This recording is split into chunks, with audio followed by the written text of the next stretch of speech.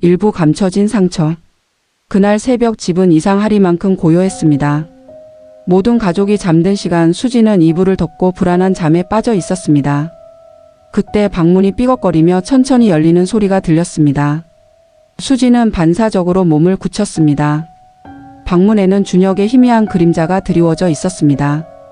준혁은 허공에 대고 무언가 중얼거리며 방으로 들어왔습니다. 그의 눈은 마치 유리구슬처럼 공허했습니다. 준혁은 수진의 침대로 다가와 헛것을 쫓는 듯한 손짓을 하다 수진의 몸에 손을 댔습니다. 수진은 온몸이 얼어붙는 듯한 공포를 느꼈습니다. 간신히 용기를 내 준혁을 밀쳐냈자 준혁의 눈빛이 순식간에 광기로 변했습니다. 비켜. 비키란 말이야. 준혁은 허공에 대고 소리치더니 수진의 팔을 움켜쥐고 폭력을 휘두르기 시작했습니다. 수진은 울면서 저항했지만 준혁의 힘을 당해낼 수 없었습니다. 팔과 어깨 그리고 얼굴에 멍이 들었고 공포에 질린 채 바닥에 주저앉았습니다. 비명소리에 놀란 부모가 달려왔습니다. 영희는 다친 수진을 외면한 채 바닥에 쓰러져 헉헉거리는 준혁을 끌어안았습니다. 괜찮아, 괜찮아. 우리 아들은 아무 잘못이 없어. 내가 이상한 행동을 해서 그런 거야라며 아들을 감싸 안았습니다. 영희의 눈빛은 아들을 향한 안쓰러움으로 가득 차 있었습니다. 민철은 그저 문 앞에 서서 이 모든 상황을 무력하게 지켜볼 뿐이었습니다. 수지는 엄마의 외면과 아빠의 방관 속에서 깊은 절망감을 느꼈습니다. 다음 날 아침 수지는 멍이 든 팔을 셔츠로 감추고 아빠 민철에게 다가갔습니다. 아빠, 준혁이를 이대로 두면 안 돼요. 어젯밤에는 저를 때렸어요. 제발 정신병원에 보내주세요. 수진의 말에 민철은 힘없이 고개를 저었습니다. 내 엄마가 싫어한다. 내 동생은 병원에 보내는 게 아니라고 한다. 내 동생을 위해서 그리고 내 엄마를 위해서 참아달라. 수진은 아빠의 말을 듣고 무너져 내렸습니다. 아빠는 엄마의 감정을 핑계로 이 모든 고통을 외면하고 있었습니다. 수진은 더 이상 이 지옥을 혼자서 견딜 수 없다고 생각했습니다.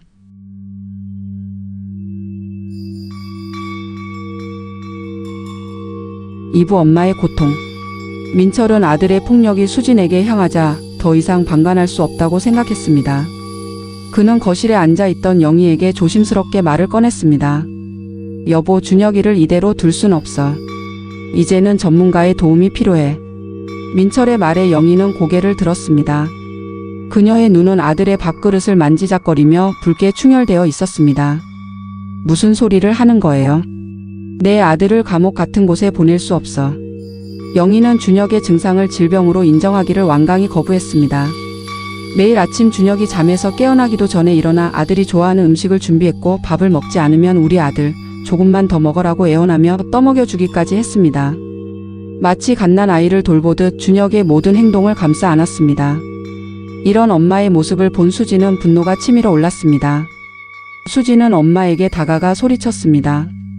엄마의 그 무조건적인 사랑이 준혁이를 더 깊은 병으로 몰아넣는 거라고요. 이건 사랑이 아니라 이기심이야. 엄마 때문에 모두가 불행해졌다고요. 수진의 말에 영희의 얼굴이 굳어졌습니다. 영희는 싸늘한 눈빛으로 수진을 노려보았습니다.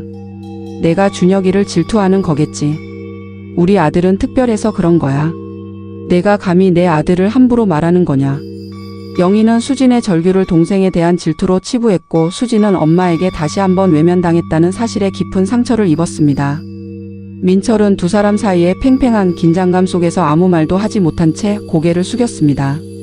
가족은 더 이상 대화로 문제를 해결할 수 없는 상태에 이르렀습니다. 각자 고통을 외롭게 감당할 수밖에 없었습니다.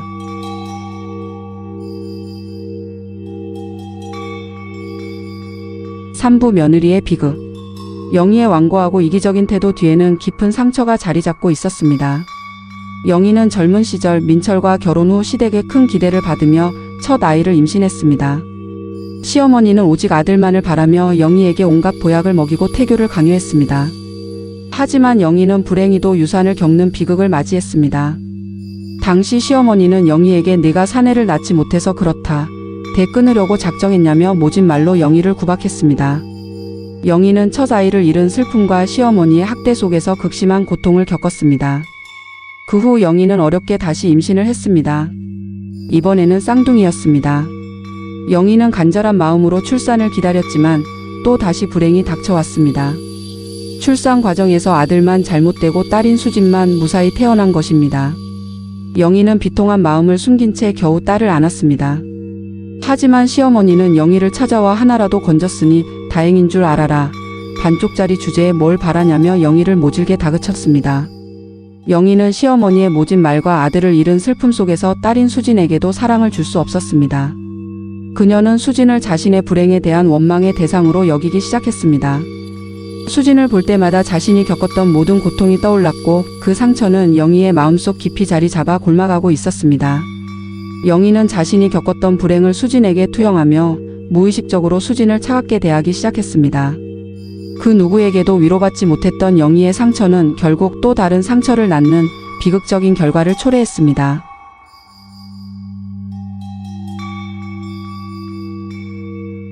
사부 애증의 시작. 영희의 애증은 시간이 흐를수록 깊어졌습니다. 영희는 수진을 반쪽짜리라 부르며 자신의 불행을 투영했고 수진이 다가오면 짐짓 바쁜 척하며 외면했습니다. 혼자 인형을 갖고 놀던 어린 수진은 엄마의 차가운 시선과 외면 속에서 점점 더 외톨이가 되었습니다. 영희는 오직 아들을 낳아 시댁의 인정을 받고 싶다는 집착에 가까운 기대를 품고 둘째를 임신했습니다. 건강한 남자아이가 태어나자 영희는 그동안의 한을 풀듯 준혁에게 모든 것을 쏟아부었습니다. 준혁이 울기만 해도 달려가고 넘어지기만 해도 극성스럽게 품에 안아 올리며 세상의 모든 고통으로부터 지켜주려 했습니다. 어린 준혁은 엄마의 지나친 사랑 속에 점점 자신만의 세계에 갇히게 되었습니다. 인형에게 혼잣말을 하고 없는 친구와 대화하는 등 이상한 행동을 했지만 영희는 이를 특별한 기질이라며 감싸 안았습니다. 준혁의 눈빛이 점차 초점을 잃어갔지만 영희는 그저 아들을 끌어안을 뿐이었습니다. 영희는 자신의 어긋난 사랑이 준혁을 보호하는 것이 아니라 오히려 세상과 분리시키는 독이라는 것을 깨닫지 못했습니다. 그저 이 사랑만이 준혁을 지킬 수 있다고 믿었습니다. 수진은 그런 엄마와 동생을 보며 언젠가 이 모든 것이 파멸로 이어질 거라는 것을 예감했습니다.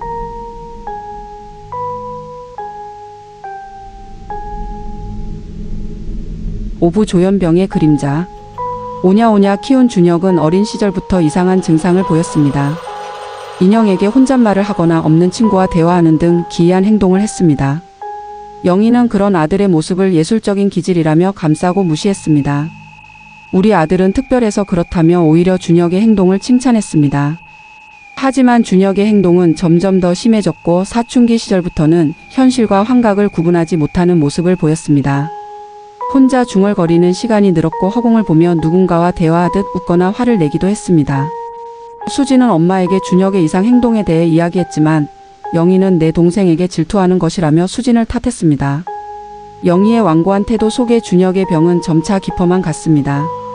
가족을 짓누르는 어두운 그림자가 점차 선명해지기 시작했습니다.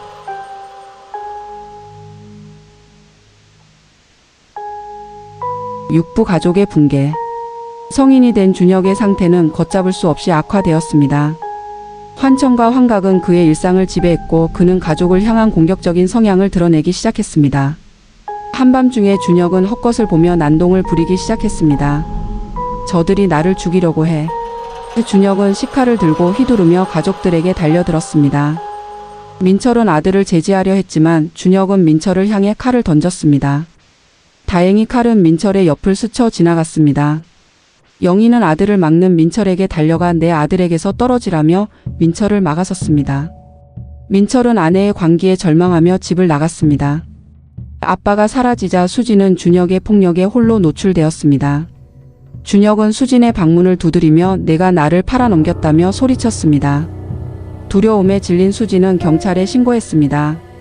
그러나 경찰이 도착했을 때 영희는 웃는 얼굴로 경찰에게 아무 문제 없다고 거짓말을 했습니다. 경찰은 영희의 말을 믿고 돌아갔습니다. 수진은 엄마의 배신에 무너져 내렸습니다. 이제 수진은 이 모든 고통을 혼자 견뎌야만 했습니다. 이 집은 더 이상 가족의 보금자리가 아니었습니다. 그저 공포와 간기로 가득한 지옥이었습니다.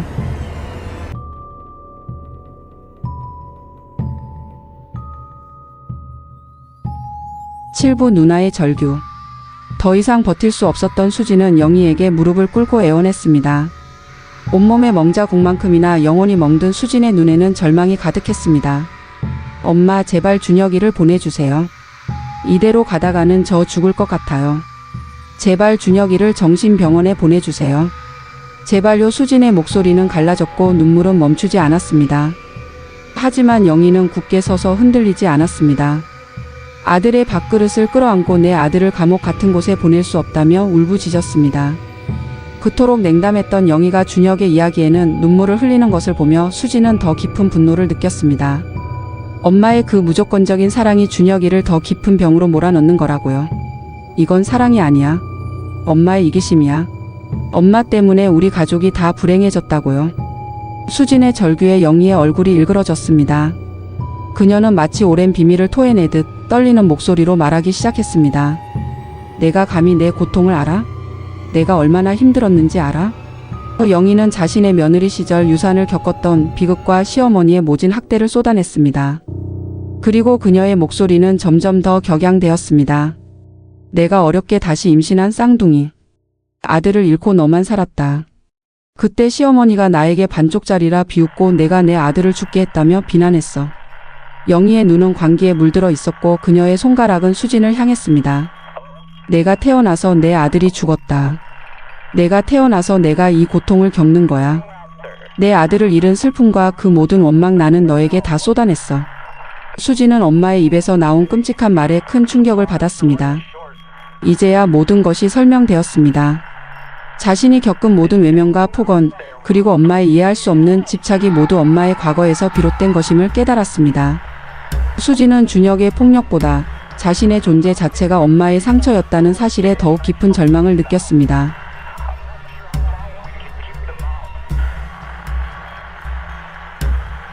팔부 드러난 진실. 영희의 끔찍한 고백을 들은 수진은 큰 충격을 받았습니다. 그리고 얼마 지나지 않아 집을 나갔던 민철이 돌아왔습니다.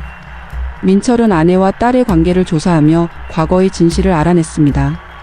아내가 며느리 시절 겪었던 유산의 고통과 시어머니의 학대, 그리고 그 상처가 고스란히 수진에게 전해졌다는 사실을요. 그는 그동안 아내를 방관했던 자신에게도 책임이 있음을 깨달았습니다. 민철은 영희를 찾아가 처음으로 진심으로 울분을 토해냈습니다. 내가 당신을 그때 지켜주지 못했다. 내가 당신 어머니의 폭언을 막지 못했고 당신의 고통을 외면했다. 그리고 이제는 내가 당신의 그 아픔 때문에 우리 딸이 고통받는 걸 보고만 있었다. 당신은 우리 딸을 학대하며 당신의 아픔을 대갚았어. 영희는 민철의 말을 듣고 무너져 내렸습니다. 그동안 감춰왔던 진실이 드러나자 그녀는 더 이상 버틸 수 없었습니다. 영희는 아들을 지키려 했던 것이 사랑이 아니라 과거의 상처와 죄책감 때문이었음을 인정할 수밖에 없었습니다. 수진은 그런 부모의 모습을 보며 이 가족의 비극이 오랫동안 이어진 상처와 외면에서 시작되었음을 깨달았습니다. 이제 가족은 더 이상 각자의 고통에 갇혀 있지 않았습니다. 그들은 처음으로 서로의 상처를 마주하게 되었습니다. 부부 마지막 선택. 민철과 영희는 마침내 준혁을 정신병원에 입원시키기로 결정했습니다. 영희는 울면서도 준혁의 손을 굳게 잡고 엄마는 너를 버리는 게 아니야. 너를 살리려는 거야 라고 말했습니다. 하지만 준혁의 눈에는 오직 공포와 배신감만이 가득했습니다. 준혁은 가족들이 자신을 속여 어디론가 보내려 한다고 생각했습니다. 병원으로 향하는 차 안에서 준혁은 갑자기 창문을 열고 도로로 뛰쳐나갔습니다. 준혁은 혼란에 빠져 차들이 질주하는 도로를 가로질렀습니다. 영희는 아들을 잃을지도 모른다는 공포에 사로잡혀 비명을 지르며 차에서 내렸습니다. 그녀는 주변을 살필 겨를도 없이 아들의 이름을 부르며 도로로 뛰어들었습니다.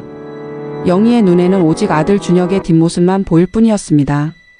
영희는 자신을 향해 돌진하는 차를 보지 못하고 아들에게 손을 뻗었습니다. 그때 수진이 필사적으로 영희를 밀쳐냈습니다.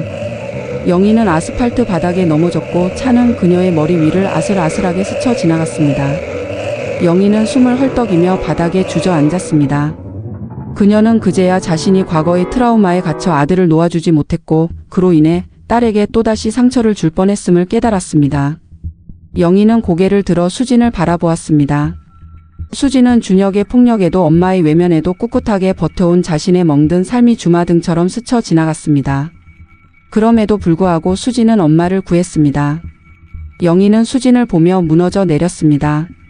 그녀의 눈에서는 아들을 향한 슬픔과 딸에 대한 죄책감의 눈물이 쏟아졌습니다. 영희는 아들의 이름을 부르며 통곡했고 수지는 그런 엄마를 말없이 안아주었습니다. 그들의 얼굴에는 절망 속에서도 희미한 희망이 비쳤습니다. 가족은 가까스로 준혁을 붙잡아 구급차에 태웠습니다. 준혁은 여전히 불안한 눈빛으로 허공을 응시했지만 그의 손을 잡고 있는 영희의 눈빛은 이전과는 달랐습니다. 이제 그들의 싸움은 준혁의 병과 그리고 그들의 고통스러운 과거와 마주하는 새로운 싸움이 될 것입니다.